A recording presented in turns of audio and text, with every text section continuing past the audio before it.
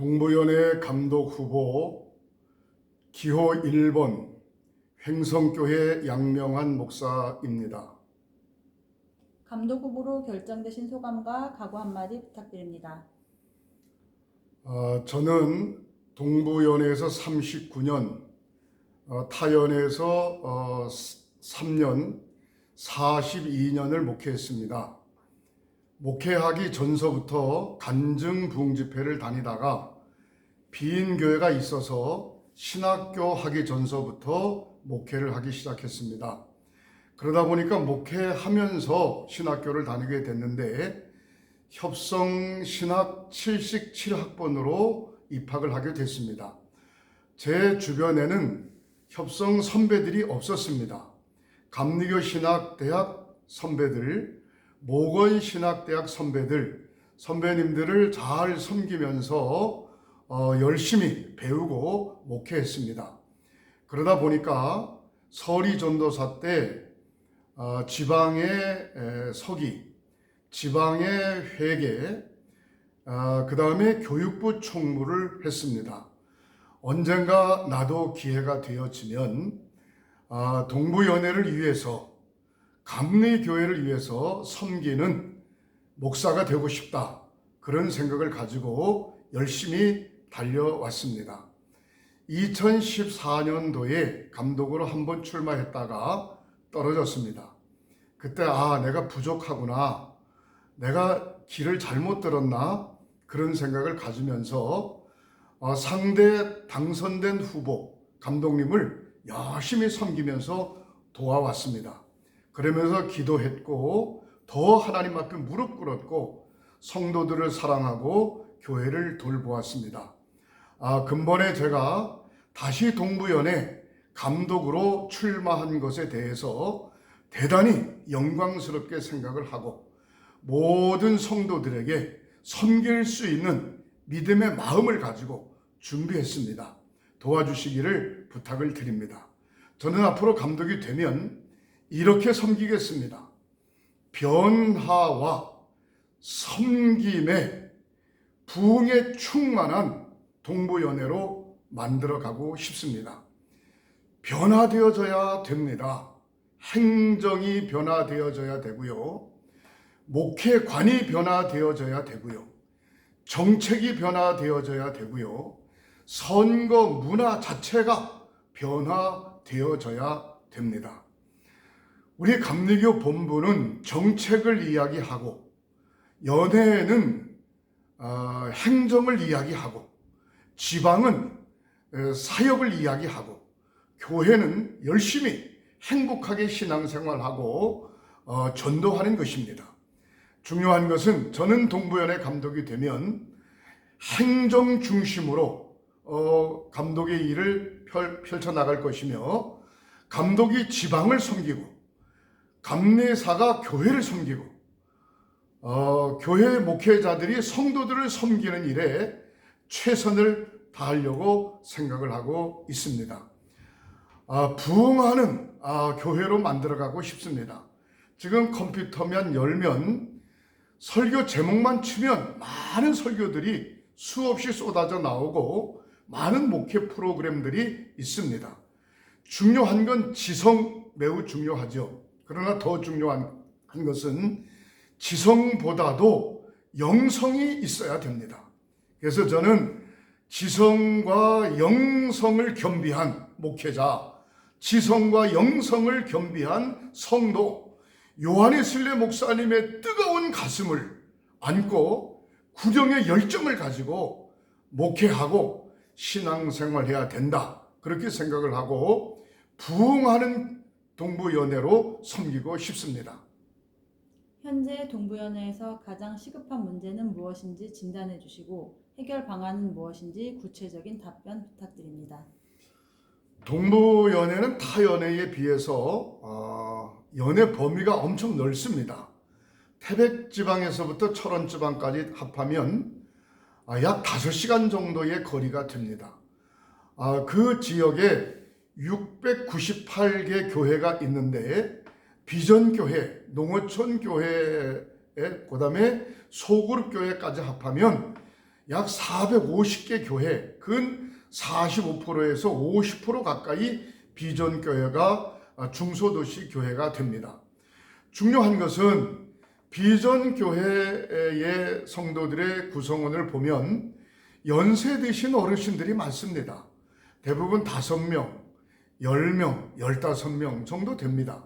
그분들이 머지않은 장래에 돌아가실 텐데 새롭게 전도를 한다라고 하는 이야기는 매우 힘든 일이고 또 전도해야 될 주변에 많은 사람들이 있지 않습니다.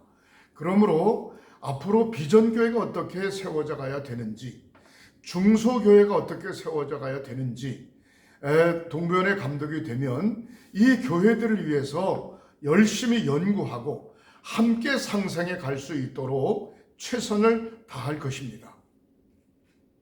민감한 주제의 현안, 동성애, 포괄적 차별금지법, NCCK, WCC, 이단 문제, 종교세법들을 공약사항으로 내거셨는데 역풍 없이 해결할 수 있는 구체적이고 확실한 방법들이 모색되어 있는지와 그 방법에 대해 듣고 싶습니다. 동성애와 차별금지법에 대해서 저는 적극 반대합니다. 그 이유는 동성애는 하나님께서 남자와 여자를 창조하시고 라고 하는 말씀에 성경에 입에되기 때문입니다. 차별금지법에 대해서는 다원주의적 사고방식이 내포되어져 있기 때문에 차별금지법은 하나님 외에 다른 신을 섬기지 마라, 우상 숭배하지 마라 라고 하는 말씀에 빗나가기 때문입니다. 물론 좋은 것도 없지 않아 많이 있고 동성애 문제에 남녀들이 관계된 분들도 많이 있겠습니다만은 그래도 예수를 나의 구주로 고백하고 구원의 확신을 가졌다면 성경 말씀으로 돌아가야 된다, 그렇게 생각합니다. 그리고 차별금지법에 대해서는 만약에 차별금지법이 통과되어지면 목사가 자유롭게 설교할 수 없습니다. 구원에 대한 문제, 이단에 대한 문제, 남녀 동성애에 대한 문제, 이런 모든 문제들이 하나하나 걸리기 때문에 선지자적 사고방식을 가지고 예언자적 사고방식을 가지고 현 시대의 제사장적 목회의식을 가지고 맘대로 영적으로 목회할 수 없습니다. 그러므로 동성애 차별금지법은 통과되면 안 된다, 그렇게 생각을 합니다. 포괄적 차별금지법은 역시 함께 해서는 안 된다, 그렇게 생각을 합니다. 이단 문제, NCCK 문제, WCC 문제, 특별히 이단 문제는 제가 이단 대책위원장으로 동부연회에 있을 때에 신천지에 대해서, 하나님의 교회에 대해서 10만 권의 이단 대책에 관한 책을 발간했습니다. 그리고 모든 성도들에게 각 교회에 배포를 했습니다. 철저하게 교회는 이단으로부터 보호되어져야 되고 성도들 또한 역시 보호되어져야만 됩니다. 이단 문제에 대해서 한국 교회가 교육을 제대로 해오지 못했습니다. 앞으로 교회가 성도들을 보호하는 차원에서 이단에 대해서 교육하고 또 이단 대처하는 방법을 교육하고 이단에 빠지지 않도록 잘 관리해서 성도를 보호하고 교회를 보호해야 된다, 그렇게 생각을 합니다. NCCK나 WCC 문제도 좋은 점도 많이 있죠. 우리 감리교회 교회에도 NCCK에 소속되어져 있고 NCCK는 WCC에 소속되어져 있는 줄 압니다. 중요한 것은 10가지가 좋아도 그 중에 한 가지가 성경에서 입에된다라고 하면 아닌 것이죠. 중요한 것은 NCCK, WCC에 소속되어져 있는 분들이, 실무자들이 이 문제에 대해서 심층 연구하고 성경으로 돌아가야 된다. 복음주의적 사고방식으로 돌아가야 된다. 오직 구원은 예수님에게만 있다라고 하는 이야기를 하고 싶습니다. 경우에 따라서는 반대하고 경우에 따라서는 탈퇴도 해야 된다, 그렇게 저는 생각하고 있습니다.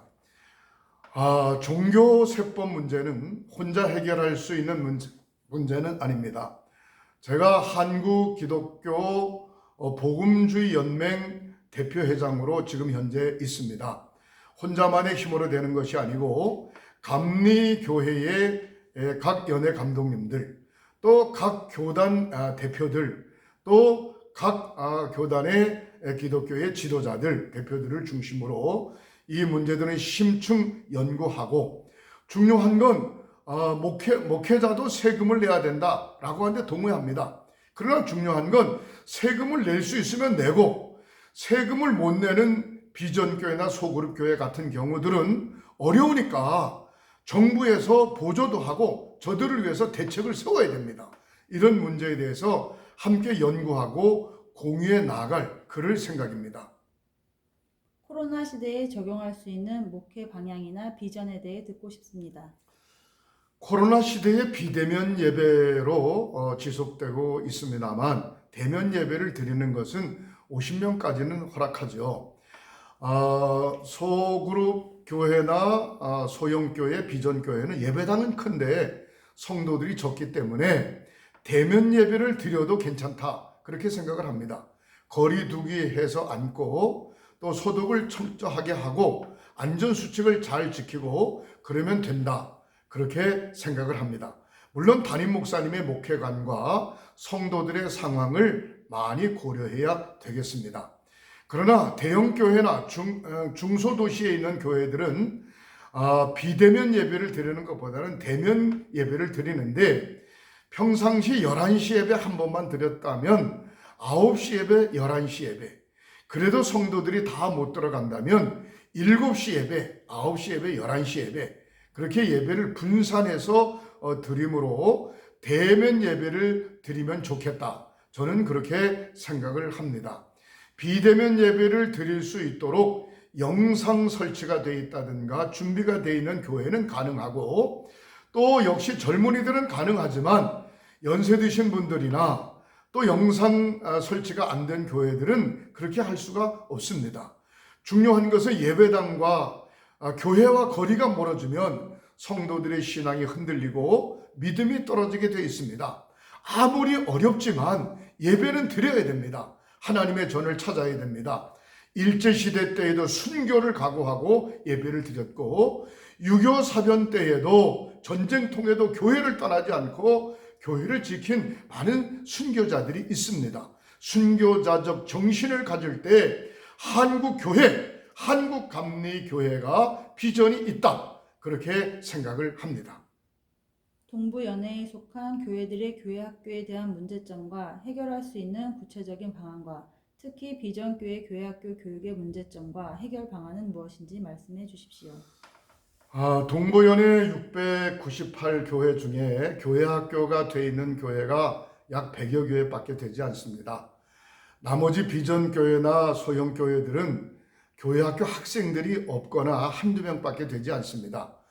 교회학교 학생들이 없는 데는 어쩔 수 없지만 한두 명 있는 교회들은 2교회, 3교회, 4교회, 5교회, 많게는 7, 8교회가 모여서 합동으로 교회학교를 하면 20명에서 30명까지는 할 수 있죠. 그래서 토요일 날로 하든지, 그렇지 않으면 주일날 오후로 하든지 각 교회 목사님들이 순번을 돌아가면서 설교도 하고 사회도 하고, 또 예배 장소, 교회학교 예배 장소도 긍지를 갖기 위해서 교회별로 돌아가면서 예배를 하면 소형 교회, 소그룹 교회, 또 비전 교회, 교회학교가 살아난다, 저는 그렇게 반드시 생각합니다. 또 비전 교회, 중소교회가 아닌 교회학교가 제대로 되어 있는 교회는 역시 비대면 예배보다는 예배 숫자를 늘려서 대면 예배를 드리면서 교회학교 학생들이 어려운 환경 가운데도 예배를 드리는 것이 얼마나 중요한가라고 하는 사실을 깨닫게 하고 교회 중심으로, 재단 중심으로 예배를 드려야 된다, 그렇게 생각을 합니다. 마지막으로 하실 말씀 있으시면 해주시기 바랍니다. 동부연회 23대 감독 후보 기호 1번 겸손한 마음으로 지성과 영성을 겸비한 신앙의 자세로 무릎 꿇는 모습으로 동부연회를 열심히 섬겨가겠습니다. 감사합니다.